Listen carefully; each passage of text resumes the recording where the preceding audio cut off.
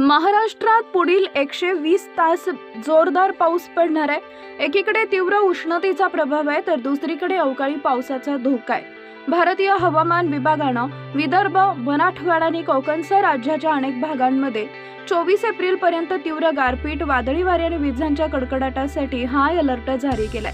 प्रशासनानं नागरिकांना सुरक्षित राहण्याचा इशारा तर दिलाच आहे, पण शेतकऱ्यांना शेतापासून दूर राहण्याचे आणि सार्वजनिक कार्यक्रम तात्काळ थांबवण्याचे कडक निर्देशही दिले।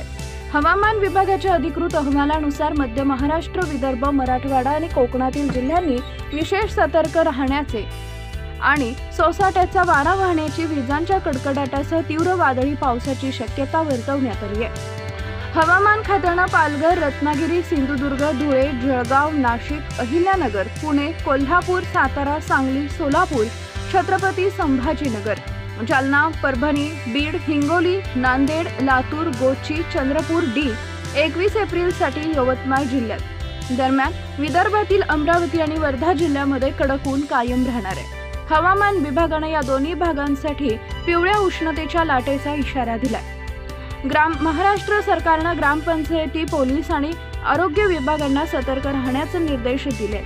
रुग्णवाहिका, अग्निशमन दल आणि आपत्ती व्यवस्थापन पथकांना आपत्कालीन परिस्थितीसाठी सज्ज ठेवण्यात आलाय। बेघर आणि वाटसरूंसाठी सुरक्षित निवारा म्हणून शाळा आणि सरकारी इमारती खुले ठेवण्याचे आदेश देण्यात आले।